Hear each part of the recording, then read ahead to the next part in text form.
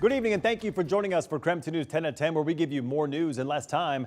Let's get started. Tonight we are continuing to track a wildfire burning between 8 to 10 acres near Cheney. There are level 3 evacuations in place, which means if you live near Cheney Spokane Road to the Columbia Plateau Trail, you need to leave now. KREM 2's Kyle Simchuk spoke with fire officials who say the most challenging part has been just reaching the fire.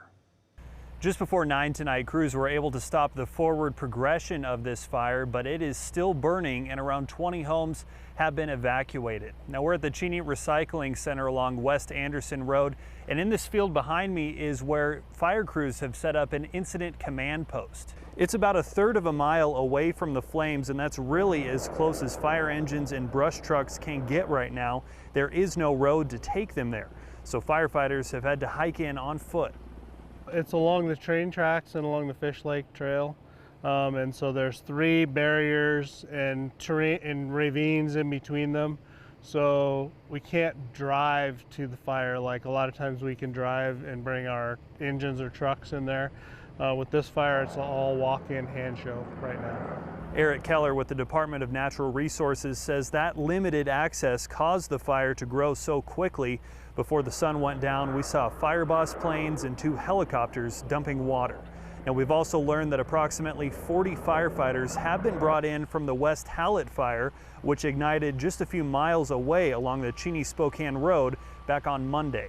Please be careful, because now our resources are getting stretched really thin. Now conditions here tonight have already started to improve, especially with that sun going down. We'll keep you updated as we get more information. Reporting in Cheney tonight, Kyle Simchuk, KREM 2 News. And we continue to track wildfires burning across the Northwest. Crews are getting a better handle on 3 fires burning near the town of Marcus, north of Kettle Falls. All the evacuations have been downgraded to level 1 tonight. The largest of the 3 fires burned about 10 acres. Avista was also on scene earlier today to restore power to homes in that area. No word yet on the cause of the fires. Meantime, closer to home, crews continue to make progress fighting the West Hallett fire burning near Eagle Ridge. Evacuation notices have also been downgraded there. They are now level 1 and 2. Washington DNR reports the fire has burned about 155 acres and is now 30% contained. State and local resources are still being used to fight the fire. The cause of this fire also remains under investigation.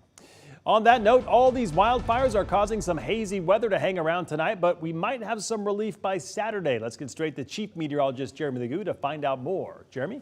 Well, when it comes to our current air quality, I know it's hard to see a haze once the sun goes down, but we sit at a 64 in terms of AQI. That puts us at moderate in the realm of air quality. And we get a lot of our smoke, believe it or not, from a fire burning all the way down in Oregon. That fire all the way down near Bend is putting a lot of that smoke up in the atmosphere. I know we now have that new fire burning out near Cheney, but at 8 to 10 acres, that isn't playing a big role in our air quality at the moment.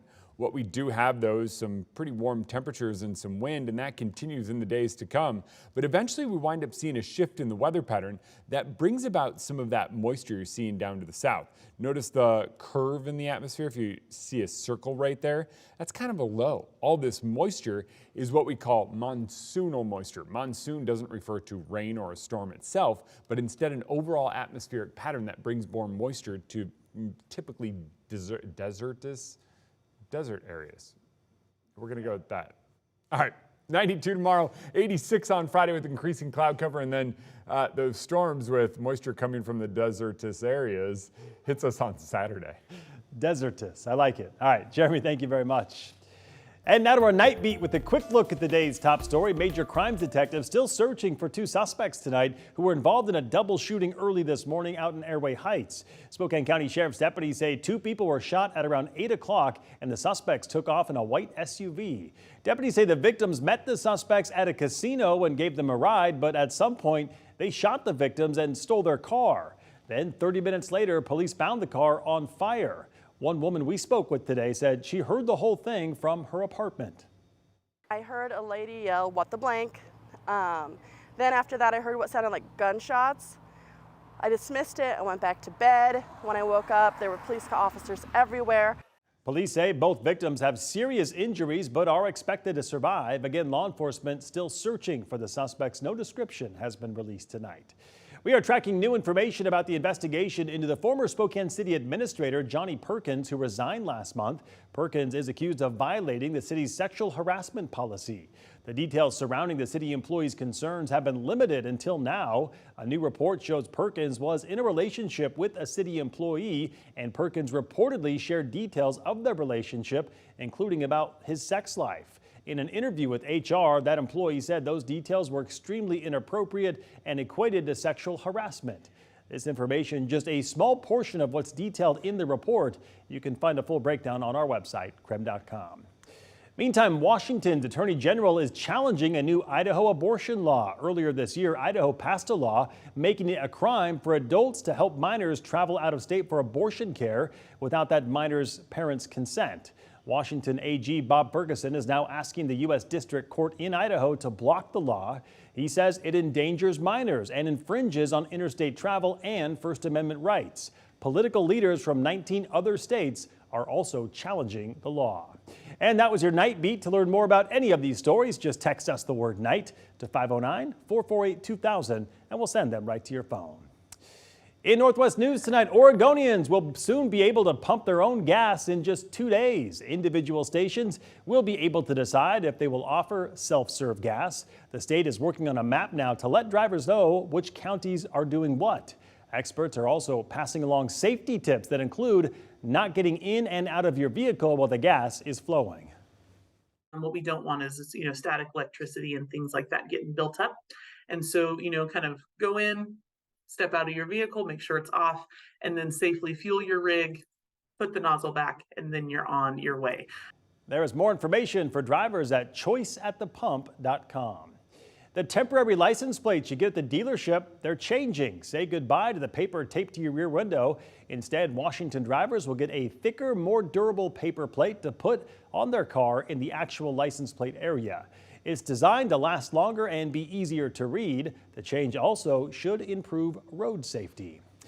Well, in less than 24 hours, former President Donald Trump is set to be arraigned in federal court. The case focuses on Trump's actions before and on January 6 following his election loss. He is accused of spreading lies, knowing his claims of fraud in the 2020 election were false, and organizing fake electors in 7 states that he lost. While campaigning in Indiana, Trump's former Vice President Mike Pence spoke about that day.